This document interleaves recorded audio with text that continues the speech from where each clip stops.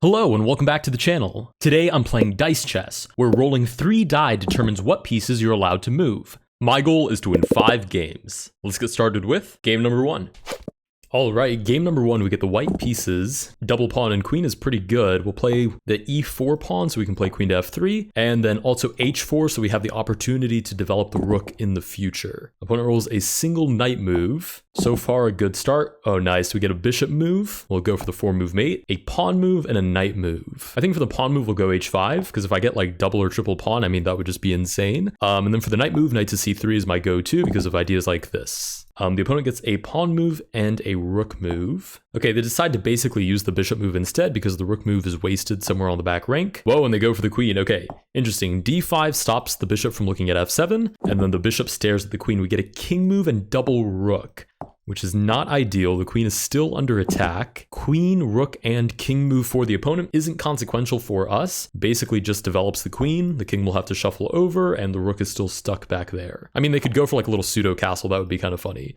Oh, that is in fact what they go for, okay. We get another double rook move. Obviously we'll take the bishop. For the pawn move, let's go e5 to threaten the queen, and then for the rook move, I don't know if this is foolhardy, because obviously the knight is staring at it, but there's so many ideas of the rook just munching down into the position. Okay, we'll play it safer. We'll play rook to f4, looking at f7. Nice, the opponent gets a rook move and a pawn move, so obviously we drop the bishop, but then they kind of just have to waste the rook move. Oh wow, g5 completely ignores the free bishop, and they elect to develop their own bishop instead. Interesting, okay. We get a double bishop move. That's not winning. Oh, that's tough. Okay, double bishop isn't winning, but we can take the pawn on d5, take the knight on c6. And then for the rook move, I don't want any crazy ideas of like double queen suddenly winning the game, so we'll just go rook to d4. And I feel like there's too many opportunities here. Oh wow, look at that. Double queen would have won the opponent the game. That was a very good call. Okay, they win back the bishop. I thought we were doing pretty well there, but it is in fact a game of luck. I mean, double queen could win us the game if we are so lucky. We'll see what the opponent decides to do with the last queen move. Probably just take the pawn on e5. I mean, there's double queen ideas after that, and there's really no need to risk it. Oh, okay, look straight at the king. That makes a lot of sense. Triple rook move, look at that. Triple rook move, 1, 2, 3, completely wasted. And the opponent gets double bishop and a rook move. Okay, at least they didn't get queen. That would have ended the game immediately. Double bishop is still pretty bad though. Probably just gonna go for c3. Oh, h2, I don't really understand. Okay, they waste the rook move. We get a knight move and a pawn move. Okay, obviously pawn to d3 hits the queen, gets the king out of danger. For the bishop move, I guess just take on g5. And then for the knight move, knight to e4 seems as good as anything else. Double bishop for the opponent does drop the knight and potentially the pawn, or I guess the bishop could just move back. And then for their pawn move, I don't know, probably f6, h6, any number of moves that continue to hang the queen, which is pretty good. Not to mention, we are actually up on time against the opponent. Double queen moves wins us game number 1. Nice. With that, we have 1 victory under our belt. Let's go to move on to game number 2. All right, game number 2. Don't mind if I do take the white pieces again, and don't mind if they, oh, no moves for the opponent as well. Okay, we get a pawn move, a knight move, and a queen move. I mean, this is the only variant where 4-move mate is like easily one of the best openings. Oh, and the opponent has to develop the king. I mean, they get to move it back though. Double king to the middle, that's either a crash out or they are just the ballsiest player we've ever encountered. Okay, we get a pawn move, a knight move, and a rook move. I'm gonna continue to play concretely. Knight move towards the center. There's still the idea of double knight winning the game. They get a pawn move and a queen move. The queen move is probably going to be either a developing move or just wasted on e8. h5, so it is going to the wayside. Queen to e8 is basically forced. But they do develop their rook. Ooh, double bishop. Nice, double bishop wins us the game because we move the knight out and capture the king. Okay, with that, we have 2 victories under our belt. Let's go to move on to game number 3. And the opponent does offer a rematch. There's no way I get the white pieces on a rematch as well. And of course, oh wow, the exact same start. No triple, are you kidding me? Okay, first of all, I got the white pieces again. Second of all, we got triple back-to-back, no moves available. Thirdly, I now have to develop my king to the center, which I don't have to explain is not ideal. The opponent gets, oh, a pawn move, a queen move, and a bishop move. Wow, they go for d5 instead. That is, I guess, not totally shocking. Bishop g4 makes some good sense. Only a knight or a pawn could get me out of this situation. All right, we do get a knight move. We'll play knight to f3. Queen move is basically wasted, and it's really not ideal because it keeps our king on the same diagonal as the bishop. Wow, the opponent gets to castle. That is a pretty rare move in this game because you do have to get king and rook at the same time and not have moved your king already. We get pawn, rook, and king. Okay, let's play e5 to threaten the queen, king back, and just kind of waste the rook move. Okay, bishop, pawn, and king. Bishop f3 is almost guaranteed. Leaves us with the moral dilemma of if we get a pawn move, should we take the queen or take the bishop? And unfortunately, we pretty much have to take the bishop if we want any chance of actually winning. All right, we get one pawn move to work with. We will take the bishop. We'll take on g7 with the rook because I feel like I'm in a worse position and I'm ready to crash out. And queen to e3 because I will win however it takes. Bishop move for the opponent does drop the rook immediately and they get a queen move as well. Now I just need double queen to justify my blatantly bad moves. Okay, we get one queen move, I'll take it. We'll take the queen on e5. Double pawn is next. I don't really see what we can do with double pawn here. b4, b5? I mean, I guess. Triple king for the opponent. Please come up to e5. No, oh my god, they actually do it. Double pawn is winning. Okay, we get one pawn move and a knight move. And a king move of our own. So we'll play d4. And for the knight move, I guess, knight to e2, defending d4. Okay, the opponent does get a king move, so they do actually get to escape. That's crazy. That was such a that was a very aggressive choice of moves. We get double knight, which wins us the material back. We get a rook move as well, so we'll move it off of the diagonal. No moves, don't mind if I do. And double bishop wins us game number 3. My luck is absolutely unmatched. Okay, let's go to move on to game number 4. All right, finally we get the black pieces. I say that like I'm happy to get the black pieces. I would have been fine with getting the white pieces again. The opponent rolls nothing. We roll nothing as well. We have 3 victories under our belt, but the opponent is about to get a very good position if they can see the idea. Okay, the queen is not going to see that much development. Well, maybe this way. Not to mention this knight has no like really fast line to the king, so it's really not a threat. Okay, queen to e2 is forced. Okay, we get no moves and the opponent gets all 3 moves on the board. They do have the chance to develop the rook if they please. They also get another knight move. Ah, they do play h4 and they develop the rook. Okay, that's the last idea that I say out loud because you've got to be kidding me.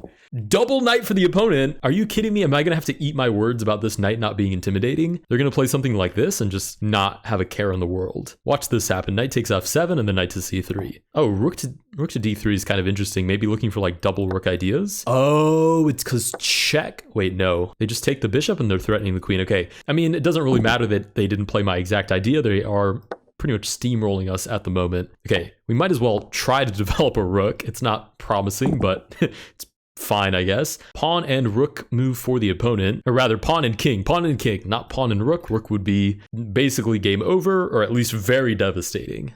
Okay, g4 is an interesting choice. It doesn't really create any new development ideas. I mean, the bishop can come out, but stares at a pawn. King to d1, we get a queen move, pawn move, and a bishop move. Okay, queen out of the way. Bishop takes. I don't really want to move any of my pawns, but I guess if I have to, I'll move the a5 pawn with the idea of developing the rook. Okay, queen, bishop, and king for the opponent. So surely some blocking idea. I mean, they could just move everybody out of the way as well. That's probably actually fine, but then there's a bishop move forced anyways, and there's not that many options. Wow, queen sack on g4. Wow, the opponents are very, very excitable today. King moves over. Pawn move wins us the queen right back. We get a queen move of our own, which I kind of don't want to make because double rook would lose the game, but I don't really have a choice. So if I don't have a choice, I will play queen to c6 and then knight to d7 to at least block the rook from developing. So we do have like double queen ideas. Maybe the rook can come into play. Maybe the knight clears that pawn for us. I mean, oh, queen c2, I just noticed as well. Oh, rook takes d7. Okay, the opponent is going for the win. Wow, and we have nothing to really do about that. Okay, I'm going to move rook to e8 just to stop this idea. We get a pawn move and a king move. I don't really like any of these ideas. I guess g6, king g7 is probably fine, but like pawn and double bishop is immediately losing. Okay, they get knight and double bishop. So the bishop will probably just waste its turns to hold on to the rook. And then we do get the knight developing to c3. I mean, if the opponent plays that crazy that they'll like just go for anything, then we're probably just going to win the game just because of their recklessness. But if they do hold on to the rook, they're kind of in an interesting spot here. They are down to 22 seconds, now 20 seconds. You got one more bishop move, right? But bishop back to g4. We get double rook, so we will take the rook on d7, and we get a pawn move as well. It's probably no need to be this aggressive, but might as well start stripping the opponent of their pieces. Knight and rook move for the opponent. Doesn't create any new threats. The rook is also trapped.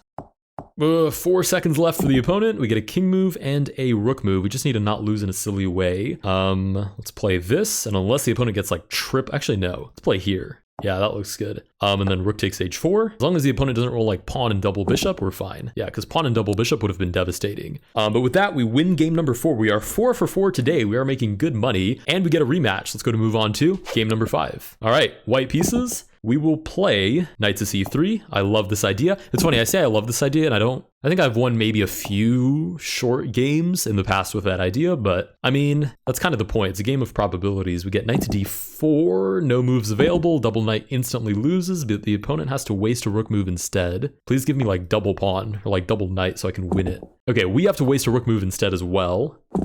Double rook, but actually they get a pawn move, so they could play b5 and actually develop the rook. And they are aggressive. Oh, I was gonna say they're aggressive enough that they'd probably go for this, but maybe they learned their lesson. Ooh, double pawn and a king move. I don't care that it opens up the file looking straight down at my king and that my king has to walk forward. I want your knight, it's mine. Okay, rook move, almost guarantees this. Right, we do get rook to e6. We get a king move, a queen move, and a knight move. So we'll play... Oh, that's crazy. I can't even block with the knight because it would eliminate a queen move. So that is an interesting feature of this game. If you make a move, or rather, if you roll pieces that have moves that could block other pieces that you rolled, you're actually not allowed to move to those squares. Okay, rook move, pawn move, and bishop move. Surely they go for the capture. I mean, there's double knight wins on the board. Right, they do take... Pawn move to match. Okay, we get a knight move and a king move. Yeah, this is pretty bad for us. Double queen. I mean, we'll see how aggressive they actually want to play this. Oh, I didn't even see the rook move. Okay, our queen is gone. They could even take on d2. Wow, they take on d2. We get a knight move, so we can take. We get a pawn move as well. We'll take on c5, and that's it for our turn. Rook move. Come on, you know you want to. You know you want to. Go knight to e4, rook takes d2. Yeah, they're such a risky player. This is so fun. Okay, cool. We'll see if they actually follow through on the idea. They could just take on f2 and play it safe. Okay, they do take on f2. That is playing it safe. We'll take on e4. Do I take on b5 or do I play it the fun way? Or rather, do I take on b5 or do I play it the safe way? I'll play on d3. I do kind of just want to win all 5 games, so as fun as it would be to take on b5 and have all of these different ideas on the board, we'll play it safe.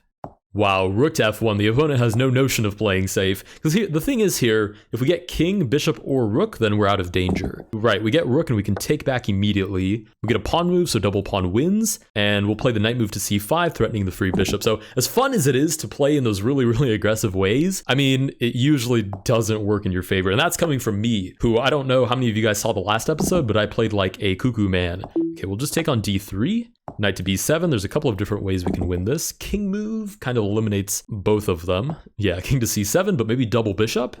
Okay, double pawn instead. Don't mind if I do promote to a queen, I guess. Then we'll just move the king back to a light square since the opponent has a dark squared bishop. Okay, pawn and rook. Best they can do is development. And we just have all sorts of different attacks here. I mean, I don't see a universe where we don't win this. Okay, and they don't even develop the rook. We do roll a queen, and with that, we actually go 5 for 5 in today's episode of Dice Chess. If you guys did enjoy this video, please consider liking and subscribing. Let me know down below if you guys have any specific openings you play for Dice Chess. I think Scholar's Mate is probably the best, but you guys might have some other ideas. I will see you guys in the next one.